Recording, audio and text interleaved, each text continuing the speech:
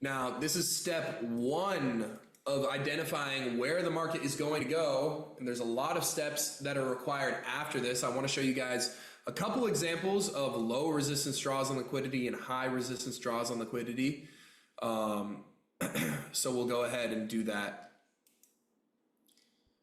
right now. Let's see here. Let me pull up the 4-hour time frame. I mean, yeah, this is a good example. Right now, right here is a good example. So let's look again, low resistance liquidity. It literally paints itself perfectly here. We have a low right here. Then we have another low right here. Then we have another low right here. Then we have another low right here. Then we have another low right here. Then we have another low right here. Then we have another low right here. Then we have another low right here. What did price end up doing? It wanted to trade towards after sweeping out this high right here. What did price do? Sweep liquidity, and then where did it want to trade towards? Low resistance, stacked up liquidity, low resistance liquidity, low resistance liquidity, low resistance liquidity, low resistance liquidity. All of these lows are just stacked up, and price, boom, targeted them. And in the same breath, we were trading away from this high. Cool. Cool. Let's show you guys another example of that. Oh, man. Oh. Let's see here. Let's find another example.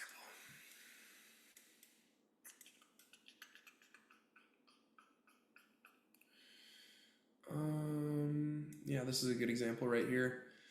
We have low resistance liquidity, low resistance liquidity, low resistance liquidity. Look, just look at all of these lows. And low resistance liquidity, it's easy. A good way to remember it is just by calling it like trend line liquidity, okay? Because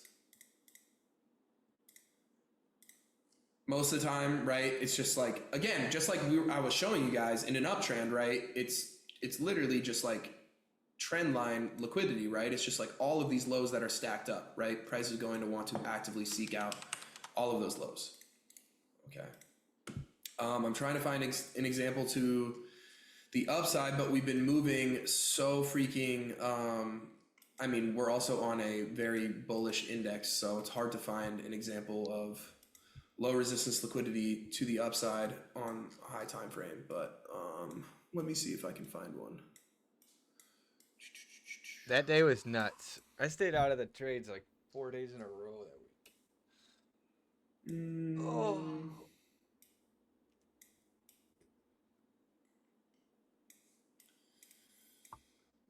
Yeah, it's hard to find when we're on an index that moves up and to the right. Yeah, it would have to be on the lower time frames. I mean, this is decent. Damn, I might have just lost it by doing that. I fully lost it by doing that. Oh, wait, here we go. This is a good example on the high time frame. Oh, yeah, there you go. So again, it doesn't happen too often in the opposite direction, at least on the high time frames on NASDAQ and the S&P 500, because these are indexes, US indexes that, you know, stocks move up. So, and these indexes move up. So on the high time frame, there's not going to be many examples of low resistance liquidity, low resistance highs that actively are just all the time getting swept out and then price moving down, because these are indexes, right? What do? They typically go up over the course of time. But this is a good example as we were in this little like yearly down or like year retracement of 2022. We have these high time frame highs. So look, right? We have boom, trend line liquidity or low resistance stacked up highs, all within here. What did price want to do? Actively seek it out. And then what did that also cause price to do? Now we have Then what did price want to do once we took out all of this low resistance liquidity? We swept all of it out. Boom. Now this is high resistance liquidity because we start the move down now. Okay, we start the move down and then boom, we move lower. Okay, but that's all that we need to know about liquidity for now. Okay, I'm going to introduce all of these confluences to you guys separately and individually, and then we're slowly going to start putting them together on how we can actually like create this strategy to be able to make highly probable decisions within the markets. And again, if you guys just watch that and you're like, liquidity sweeps are awesome, can't wait to use them and make $1 billion. You're not going to be able to do that with just liquidity sweeps, okay? You're going to fucking suck and you're going to lose money. So let's hold the horses.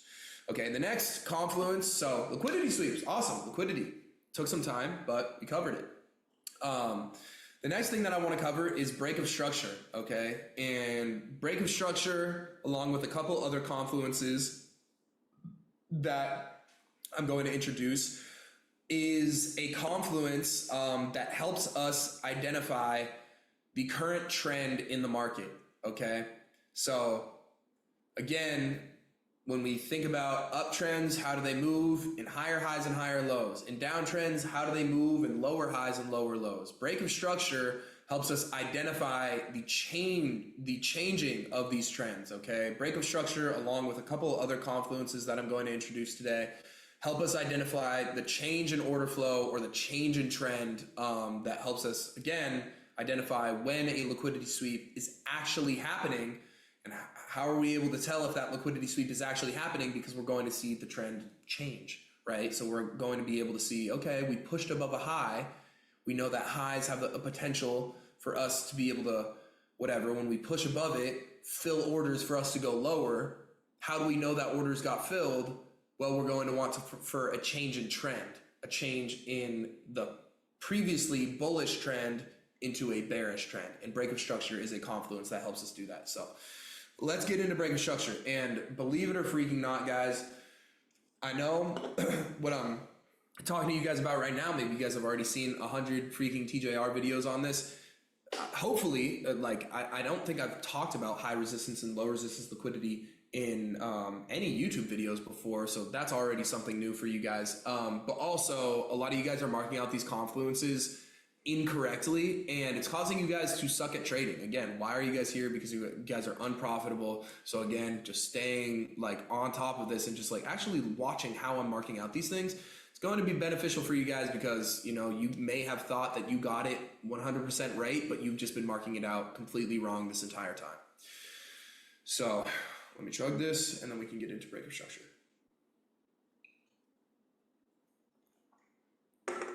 Also, boys, we've been going for an hour 30 so far. We're not even we're not even close to finishing. Okay, let's get into it. Oh man, I'm back. Break of structure. Oh, how do we identify breaks of structure? Well, it's just a trend change. So again, if we think back to our uptrends and our downtrends, all right, this is pretty much how they look, right? So if I'm in an uptrend, how would the trend change? Okay, what would be a break of this trend?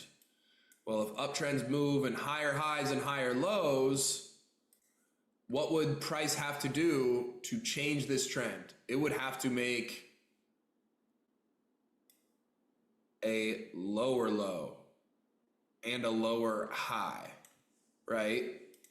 Because that would turn it into a downtrend, right? So as we're in an uptrend, what would price have to do in order to change the current trend? It would have to make a lower low and a lower high.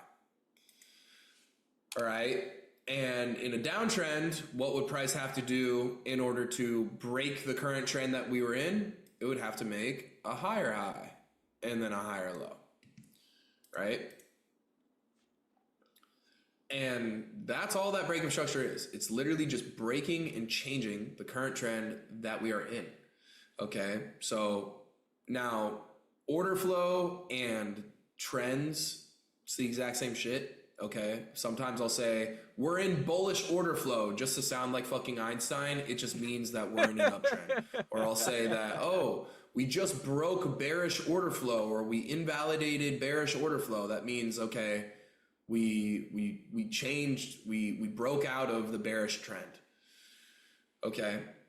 Now, breakup structure helps us identify valid liquidity sweeps, because you'll actually notice that, like, what do I have right here? Like, what is this right here? As we've drawn a breakup structure, what did we just naturally end up drawing as well? We ended up naturally drawing a liquidity sweep. We pushed underneath a low and then we changed direction to the upside, right? So again,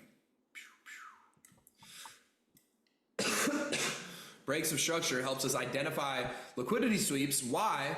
Because again, when we move above highs, there's a potential for price to be able to fill a bunch of orders. How do we know that orders get filled? By seeing the trend change. So how can breakup structure help us identify actual real liquidity sweeps? Well, we have to wait for a breakup structure to see if the trend has actually changed, to see if these orders were even filled up here.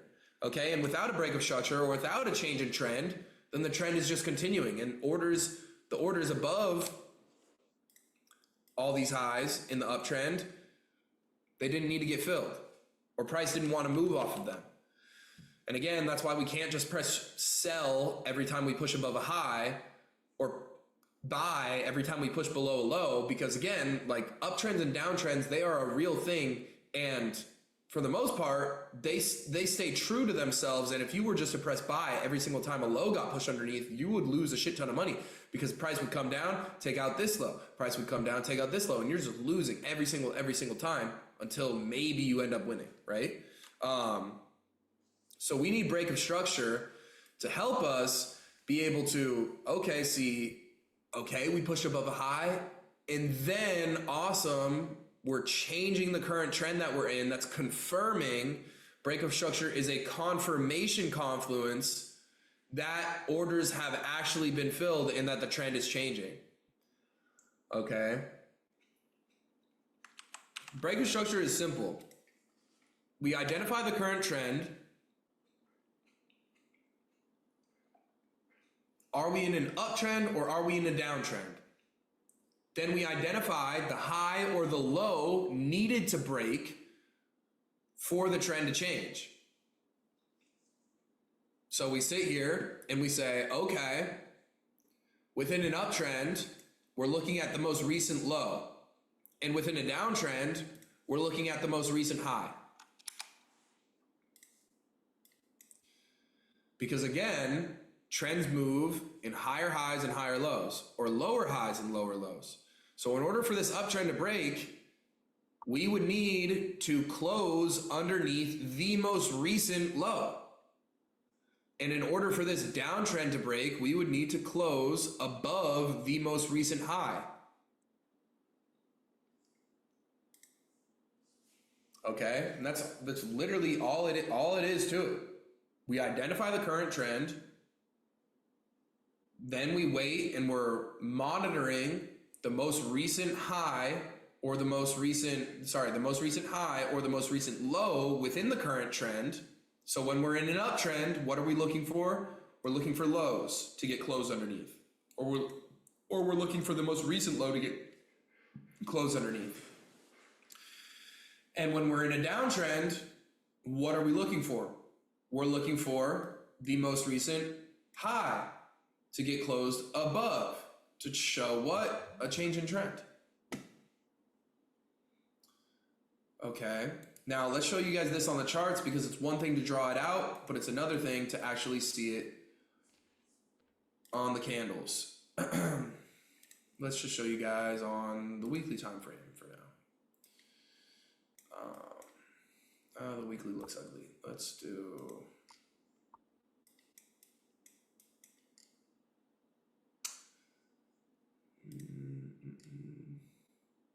looks ugly too. 1 hour. See if the 1 hour gives us anything good or a good example of this.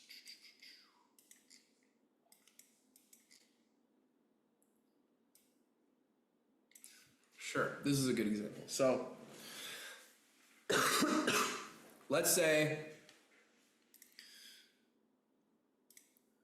that we're right here in price. How do we identify breakup structure? Again, this doesn't have anything to do with strategy right now. This is just helping us learn and identify breakup structure, okay? So I don't want you guys like looking into this and being like, where's the entry? Like, shut up, okay? We're just here to be able to identify the trend, identify the highs and lows, and then identify the breakup structure. All right. So right now, at this current point in time, what trend are we in?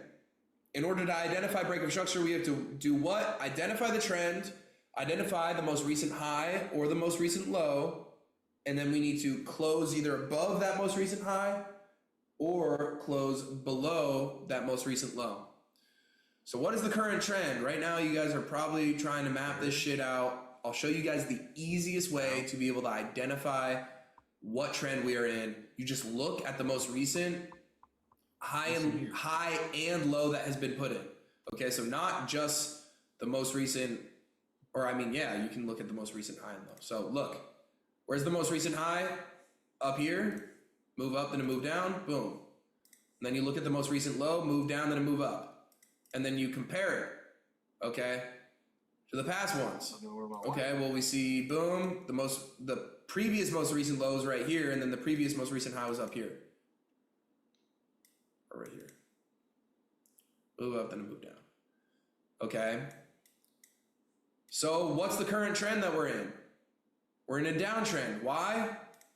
We don't give a fuck about this high because we have a low, then a high, then a lower low. Okay, and let's do even more research here. When did this downtrend start? Let's look to the left-hand side here. When did this downtrend start? The high point. Let's first identify what the trend was prior to that. Well, we were in an uptrend. How did I know that? Because we have a high right here, move up, then a move down. Boom. What did price do? Closed above it. The easiest way to identify a trend is you identify the area that a trend would change, and you just look if that area is intact. So if I'm looking to see, okay, what trend are we in? I'm just looking at the most recent highs and lows of whatever area that we're in. So like if we're right here, and I say, okay, what trend are we in? I'm looking at, boom, the most recent highs and the most recent lows. And I see, okay, did we close above a high or did we close underneath a low? Okay, we closed underneath a low. So what are we in? We're in a downtrend. So we didn't close above this high. We're underneath this low. And then let's play this a little bit. Boom. Now let's do that. Let's do that again. What trend are we in? Okay, I'll mark out the lows and I'll mark out the most recent highs that we have. Okay, we have a low right here. Did this low get closed underneath? No. Did this high get closed above? Yes. Awesome. Now we're in an uptrend. Again, these confluences mean absolutely fucking nothing by themselves. So if you guys just press buy when we go into an uptrend, you guys are not going to make any money and you guys are going to lose a lot of money. And if you guys just press sell when we go into a downtrend, like this, for example, like if you guys just press sell right when we close underneath this low right here, maybe you guys would be in profit for a little bit, but then after that, boom, you guys are getting crushed, right? So again, these confluences mean nothing without context. Okay, and when they're not put together, they're literally useless, just like how we mentioned before. Let's just go through.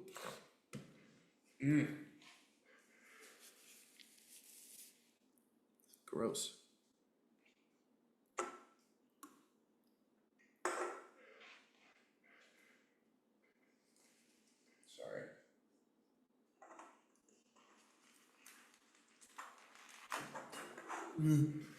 Okay.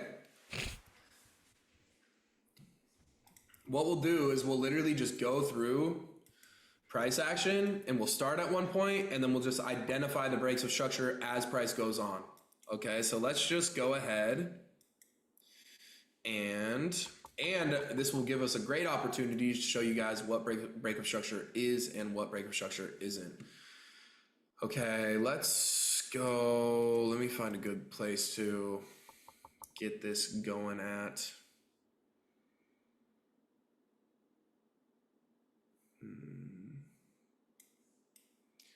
I want to find a good example of like just absolute madness going on. This is good. And this will prove my point of using break of structure just alone and by itself is absolutely useless. So let's go ahead and let's just start right here. On this candlestick, what is the current trend that we're in? We're in an uptrend. How do I know that? Because the most recent high got closed above. Boom. And the most recent low is all the way down here. And we're definitely not underneath that low, and we're definitely above this high. So boom, we're in an uptrend. So when we're in an uptrend, let's say that we're waiting for a liquidity sweep and we're waiting for a break of structure. Let's just say that we're waiting for a break of structure. So we know that we're in an uptrend. So we don't care about the highs, right? Because when we're in an uptrend, what starts a break of structure to the downside? When we close underneath the most recent low, right? So we don't care about the highs in an uptrend, okay? We care about the lows, specifically when we're talking about break of structure. So we're looking at the lows. Well, on this candlestick right here, the most recent low is down here. Move down, then move up, the lowest point of those two candles. Beautiful. Then we make this bullish candlestick, so awesome. Now this is the most recent low. Okay, price moves up, we have a higher high, and then, oh my goodness. Look at this right here. Price comes down, and we actually make a lower low. Is this a break of structure? No, this is not a break of structure. So this is super important, and you guys need to get this. A break of structure is only when the candlestick body closes underneath the low or above the high. So we need this entire black candlestick body to completely go underneath this low. So just because price comes down and puts its little candlestick wick underneath this low doesn't mean that that's a break of structure. Okay, so when this happens, what does that mean? Nothing. We're still in an uptrend. So what are we still doing? We're still identifying the lows. And what does, once this candlestick closes, what does that actually do? Move down, then a move up. Lowest point of those two candles. Boom, this is now our new low. Once again, we get a move down, then a move up. Boom, now this is the new low. And then does this candle right here break structure? Not quite. It's right in line with this line. It doesn't close underneath it just yet. This candlestick, boom. We finally break the uptrend. So now what are we in? We're in a downtrend. So now what are the only ones that we're trying to monitor when we're trying to look for break of structure? Now we're only looking at the highs. So where's the most recent high? Boom, all the way up here. Price goes down, move up, then a move down. Awesome. Now this is the high that we're monitoring. And then boom, now what are we in? Now we're in an uptrend. Awesome. So now what do we want to monitor? We want to monitor the lows. Where's our most recent low? Right here. Move down, then a move up. Boom, the very next candlestick. What do we end up doing? We end up changing direction again. Now we're in a downtrend. So now you can kind of see how if we're just taking trades off of just break of structure, you would get burned. However, break of structure is a very useful confluence that you guys will see is very beneficial and can make us a lot of money. Okay, it just has to be used in the right context. So now we're in a downtrend on this candlestick closure. So now what are we doing? We're monitoring the highs, and then boom, now we're in an uptrend. So now what are we doing? We're monitoring the lows. Now we have a move down, then a move up. Now we're looking at this is the most recent low, then a move down, then a move up. Now this is the most recent low. Then we come down and we toss a wick underneath this low. Is that a break of structure? No, not yet. Then we get this candlestick closure. Is that a break of structure? No, not yet. Then we get this candlestick closure underneath the most recent low. Is that a break of structure? Yes, it finally is. So now, what are we in? We're in a downtrend. This is a good example of how people identify highs and lows incorrectly. I want you guys to look at this area right here. We have a move up, then a move down, then a move down, then a move down, then a move down, right?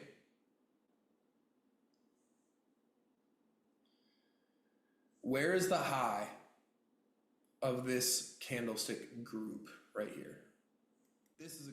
I'll give you guys some time to answer it, to take a guess. Where is the high? If you guys said right here, you guys are wrong. Why are you wrong? Because this is a move down, then a move down, then another move down, then another move down. What's going on? So this is essentially what you guys marked out as a high. It's live right now. Do we see any peak? Do we see any top of that? I'm live right now in class. No. A high has to consist of a move up, then a move down. And then we take the highest point of those two candlesticks. So this is a perfect time to introduce that. Look at the Discord So chat, where's the Dylan. high I muted you. I'm live, of brother. this candlestick group? Move up, then a move down, boom. This is the high because we have a blue candle, then a black candle, and the highest point of those two candlesticks is right here. Okay. Cool. Cool. So I think we've established how to identify highs and lows, how to identify trends, how to identify break of structures within trends. We've also talked about how to identify where liquidity lies, how to identify draws on liquidity, the different types of liquidity. We are making progress, people. We're making progress. We're not there quite yet, but we are making progress. Okay? So we know how to identify trends. We know how to show break of structure. Okay. Cool. So, next thing that I want to introduce, is fair value gaps. Okay, fair value gaps are the second most important confluence that I'm going to be discussing. Okay, price is always either looking to take out draws on liquidity or fill imbalances in the market. And fair value gaps are imbalances in the market. Okay. Price moves from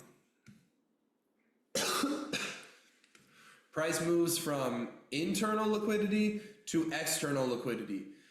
Internal liquidity is imbalances and continuation confluences, and external liquidity is highs and lows, the liquidity that you guys know and love. Okay, so internal liquidity is imbalances and continuation confluences. I'm going to introduce a couple continuation confluences to you guys. Okay, and external liquidity is literally just liquidity as we know it, highs and lows in the market.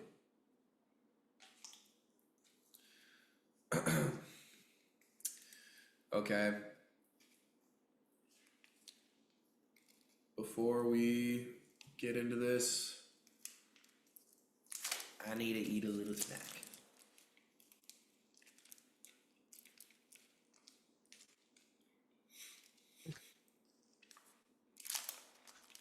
Going hard right now, boys.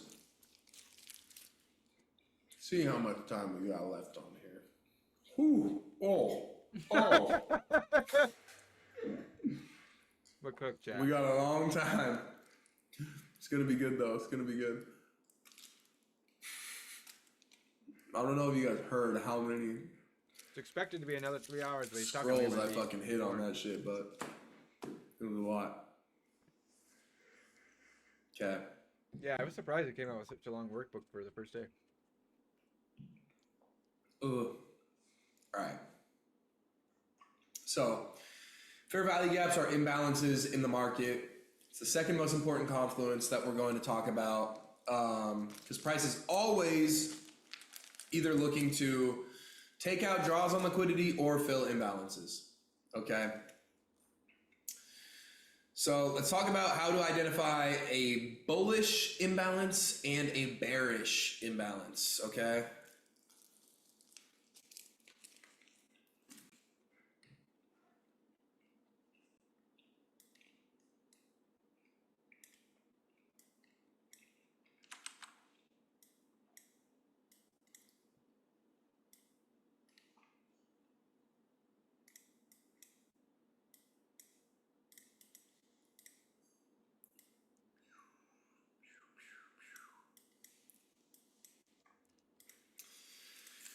Okay.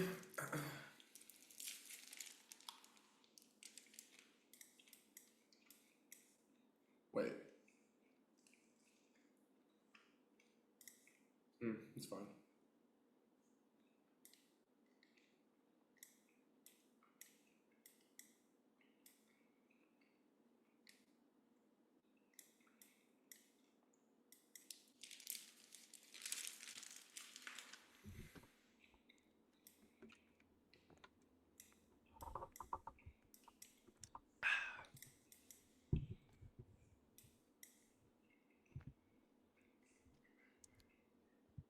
All right.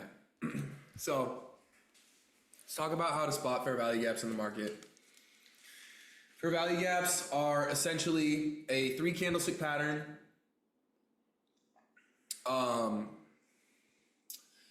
Fair value gaps are a 3 candlestick pattern. Okay. A bullish fair value gap. Okay, and this is again, when are we trying to identify bullish fair value gaps? When we are in an uptrend. When are we trying to identify bearish fair value gaps? When we are in a downtrend.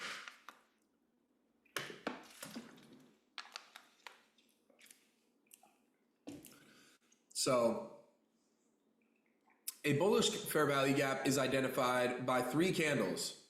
Okay, we have the first candle, we have the expansion candle, and then we have the third candle. I don't really have a name for the first or the third candle, but the second one is the expansion candle.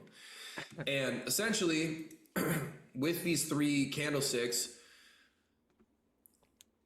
we can see that if we understand candlestick anatomy, where, okay, right here was this candlestick open, and at some point in time, price during this candlestick's life, okay, had buy orders that pushed up to here, okay, and then also at some point in time had sell orders that pushed down to here, and then at the very end closed right here, right?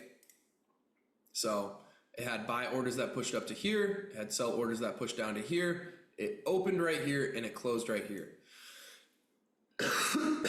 The expansion candlestick, same situation, okay?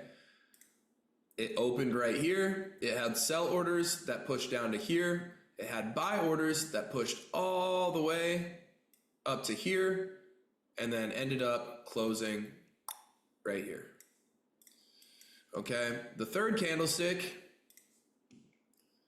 opened right here, had buy orders that pushed up to here, had sell orders that pushed down to here, and then ended up closing right here. Now, when we see this 3 candlestick pattern, we see a gap between the top of the first candle's wick and the bottom of the third candle's wick. That's how we identify bullish fair value gaps. From the top of the first candle's wick to the bottom of the third candle's wick. Okay, and it's the space that lies in between. And this is what we call an imbalance. Okay, it's an imbalance of price. Why is it an imbalance of price? Because when we look at the first candlestick, we know that it opened right here, and at some point in time, it had buy orders that pushed it up to here, but also at the same time, it had sell orders that ended up stopping it from moving higher.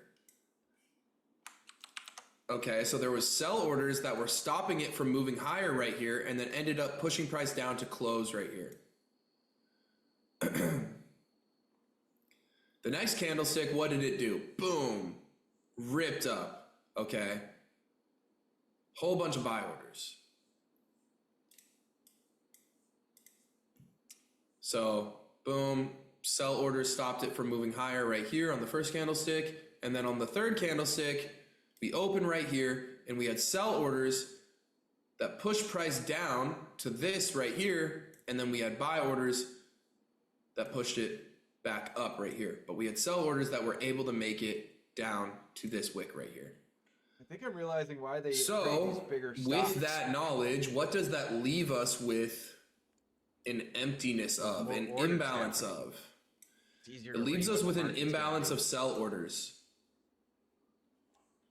Now you're probably saying, well, why is that the case? Well, when the buy orders push price up right here, we had sell orders that were able to push price down.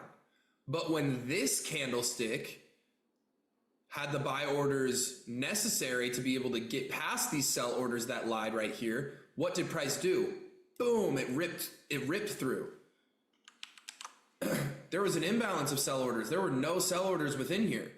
And that's why price was able to expand so much. That's why price was able to expand. And then we look at the third candlestick and we say, okay, sell orders were able to push price down right here to this point in time, but that's as far as they got. So we're able to mark where the sell orders stop and where the sell orders stop, and then we're able to identify the gap in price or the imbalance in price where there's a lack of sell orders. Now, how is that beneficial to us as the trader? Well, fair value gaps are continuation confluences. So let's say that we are in an uptrend and price creates one of these pockets or one of these imbalances in price where there's a lack of sell orders. What happens if price revisits this area? What does that give the market makers the opportunity to do? The second that they place any sort of buy orders, it's going to give price the opportunity to go much higher because there's a lack of sell orders within here. There's going to be no resistance to their buys. So we know that there's a lack of sell orders within here. And because there's a lack of sell orders, it gives the market makers the opportunity to place their buy orders and cause price to go higher within these gaps and within these imbalances.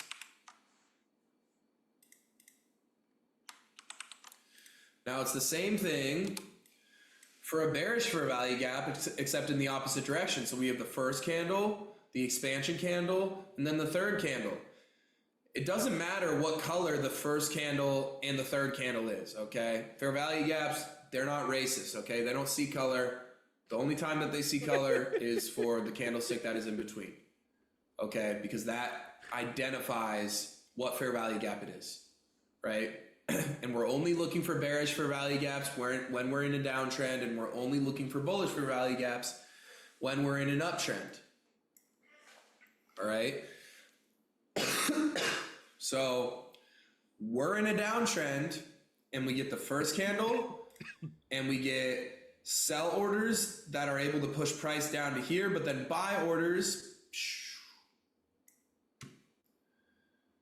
that stop price from moving any lower, and then boom, price ends up closing right here. The next candle opens and then boom, we get a massive expansion to the downside. Okay, pushing price. Oh, I'm about to sneeze. Guess not. Pushing price all the way down here. Then the next candle, we open right here. We get buy orders that are able to push price up to here, but then that's as far as it goes, and then price ends up coming back down, and we actually come all the way down to here and then close right here. So what does that leave an imbalance of from the first candlestick's from the first candlestick's bottom wick to the third candlestick's top wick. That's how we identify bearish fair value gaps. Okay, so bullish fair value gaps, it's from the first candlestick's top wick to the third candlestick's bottom wick. Bearish fair value gaps, it's from the first candlestick's bottom wick to the third candlestick's top wick. Bearish fair value gaps, what do we have an imbalance of? We have a lack of buy orders. So if we're in a downtrend and price is right here, for example, and we come back and we revisit this price range or this gap where there's an imbalance, where there is no buy orders, what does that give the market makers the opportunity to do? Fill their sell orders to push price lower. Okay.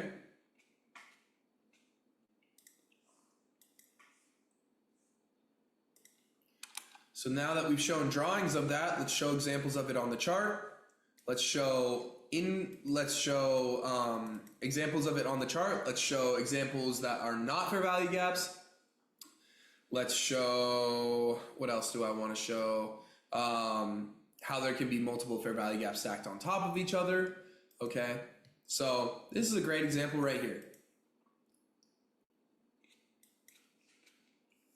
Again, we're not trying to put these confluences together just yet. We're just trying to be able to see them on the chart and identify them. Okay. Right here. First of all, let's go back to breaker structure.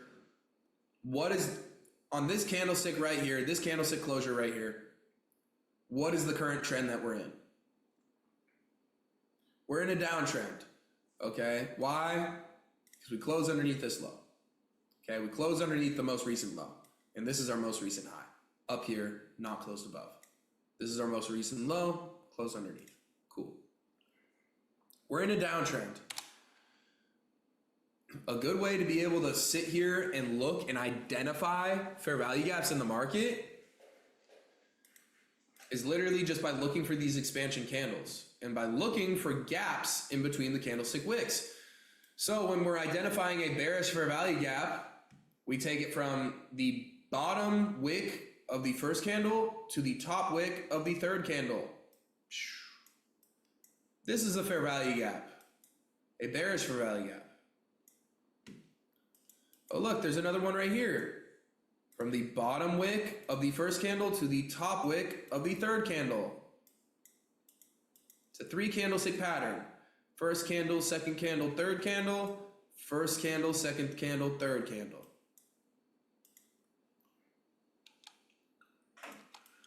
Okay. Let's show an example of a bullish fair value gap.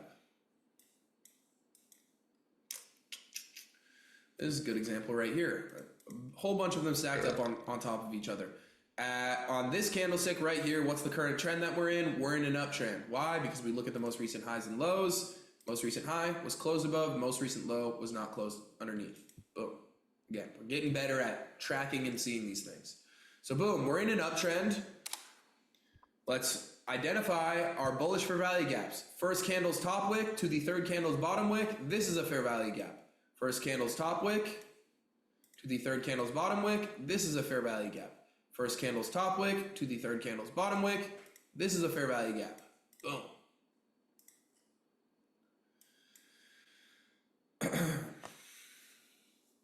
Okay.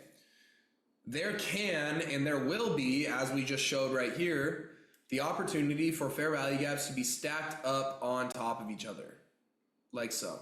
There can be a fair value gap right here, a fair value gap right here, and a fair value gap right here. All of them are valid, all of them can get filled, and all of them we can use to our advantage. Now again, all that I want to do right now, again, with all of these confluences is just identify them, okay? Because again, right now, And as I mentioned before, these confluences are useless without our system put in place. As we can see, right, we have our bullish fair value gap right here. Price doesn't really give a fuck about it. It doesn't do anything off of these things, right? It's useless when they're not put together. All right.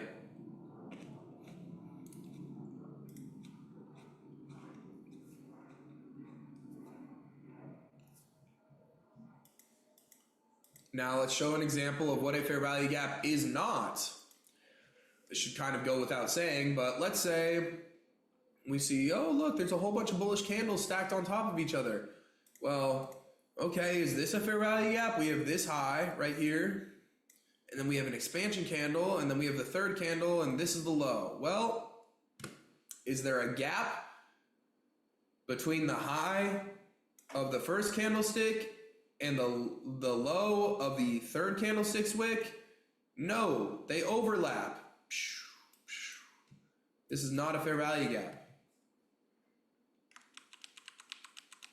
It's about the open and the close. Okay. Let's look right here. Boom. One candlestick, two candlestick, three candlesticks. We have the high of the first candlestick, and then we have the low of the third candlestick. Is this a fair value gap? No, because the candlestick wicks overlap. There's no expansionary zone. Let's do the same thing to the downside. Show what a fair value gap is not. Okay. One bearish candlestick, two bearish candlestick, three bearish candlesticks. Awesome. And again, the candlesticks don't all have to be the same color. This candlestick could be blue. This candlestick could be blue. Doesn't matter as long as there's the gap. And in this case, there's not. Because we're looking for a bearish fair value gap. We look at the low of this first candlestick's wick to the top of the third candlestick's wick. Oh, would you look at that? The wicks are overlapping. It's not a fair value gap.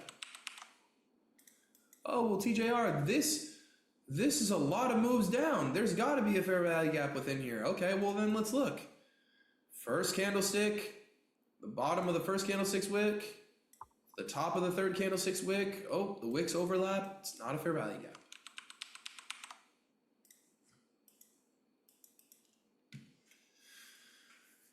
Okay.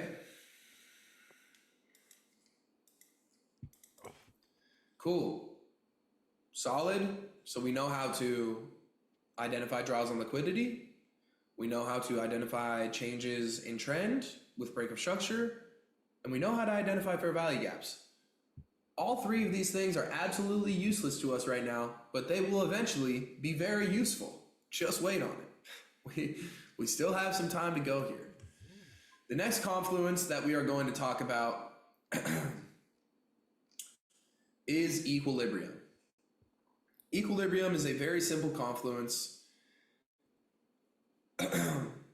It's another one of our continuation confluences. Okay, so what I'm going to start doing for you guys is I'm going to start grouping these confluences together. So we have the confluence that kicks everything off, which is liquidity sweep. And what does this do? It fills orders. Then when we see orders that get filled, or when we see the potential for orders to get filled, what do we want to, what do we want to look for after we see an area that orders could potentially get filled? Well, we want to see and confirm that orders were actually filled. So how do we confirm that orders were filled? Well, we're going to want to see a change in the trend. How can we see a change in the trend? With break of structure. So break of structure is one of our confirmation confluences. So the first thing that we're looking for is we're just looking for orders to get filled. How do we see that happen? Through liquidity sweeps.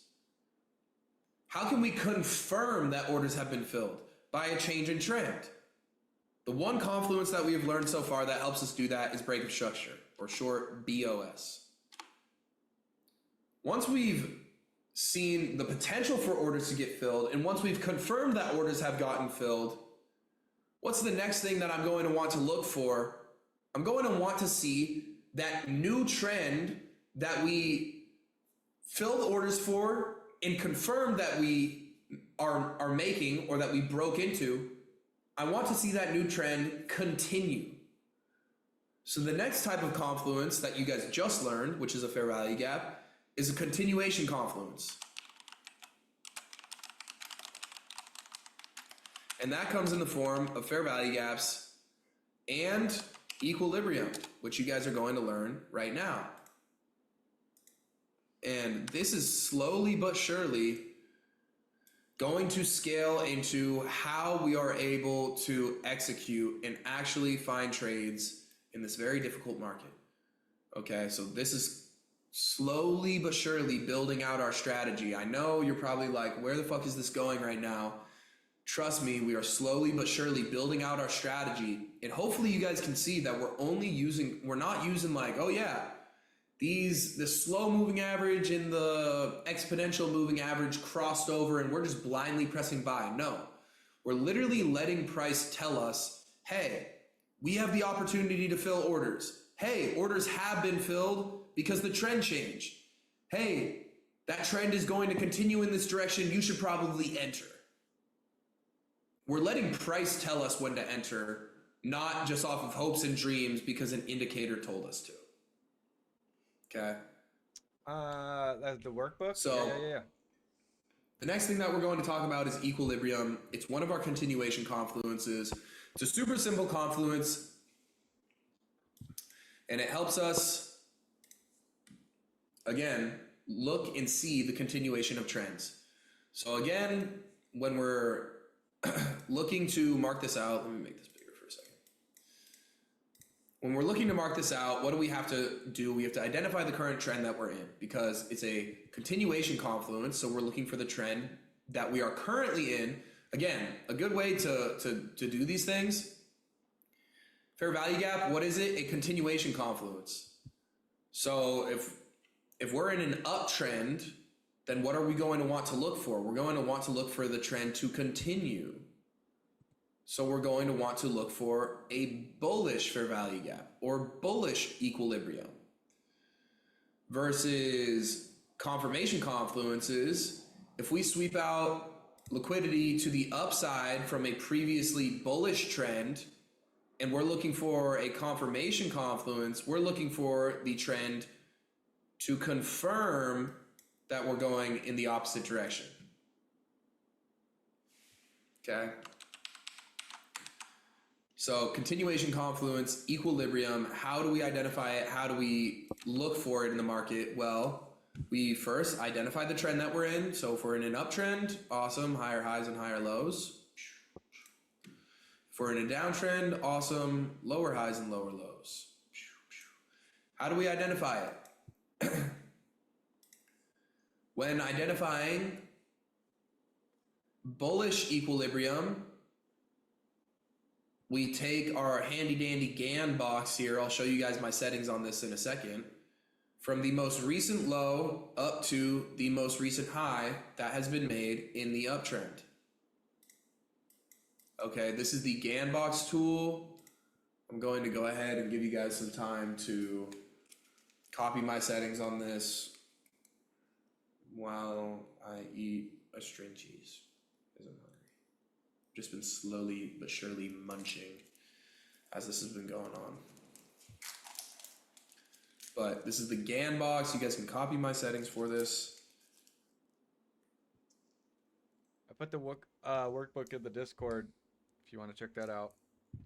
Preferably, I don't really have it set up for privacy yet, so it'd be nice if you didn't come in here and microphone blast me, but the workbook's in there for you.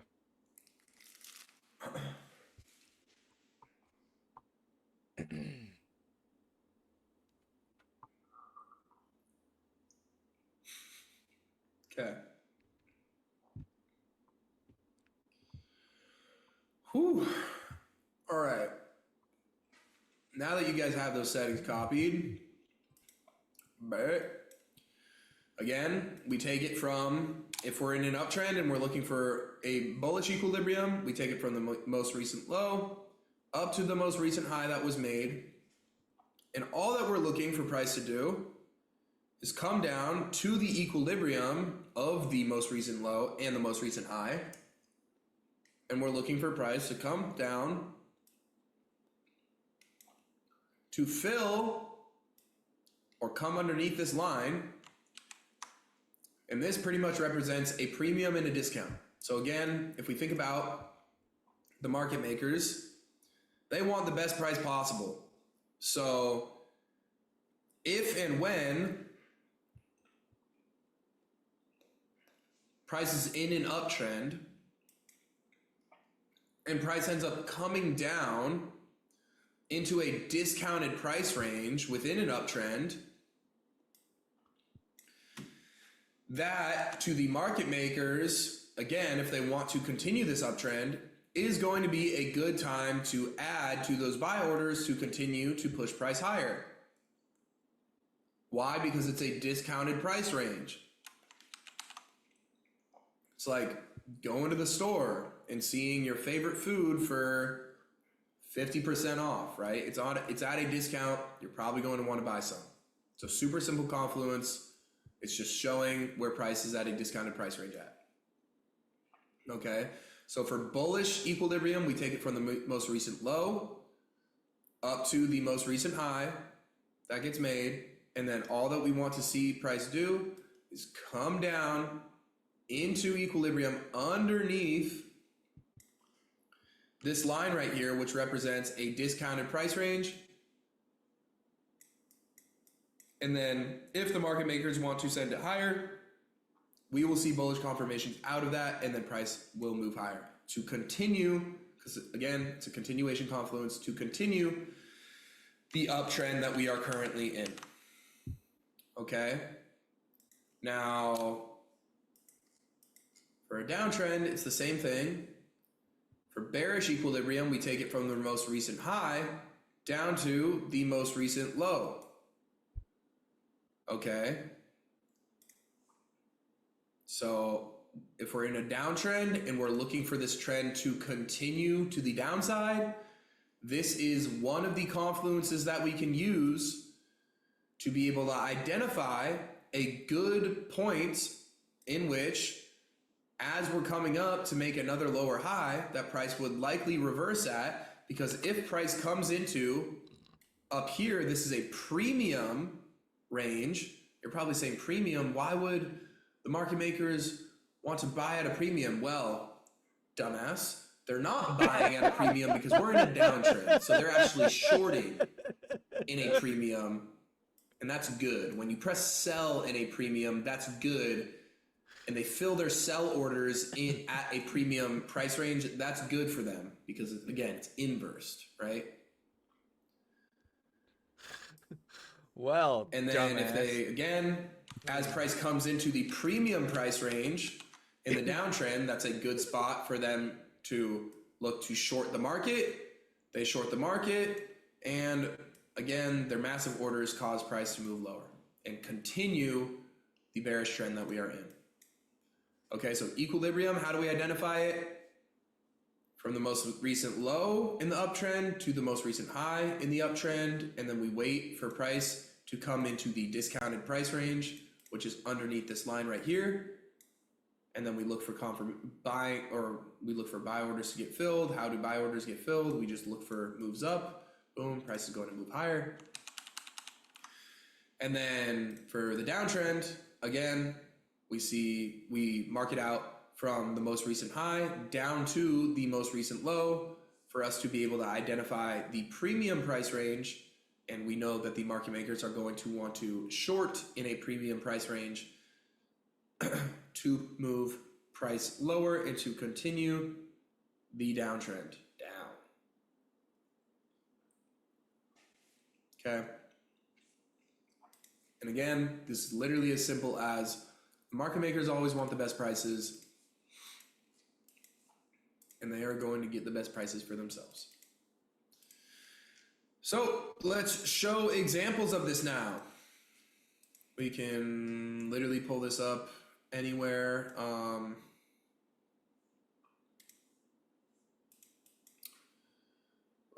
Again, this used on its own is absolutely useless. So again, it's like, okay, you can identify the current trend that we're in, and then you can try and draw out equilibrium, but pressing short when price comes into a premium price range is not going to make you any money, and pressing buy when price comes into a discounted price range isn't going to make you any money, okay? What is going to make you money is by following the systematic strategy that we have built out while putting all of these confluences together to actually make sense of why price is moving.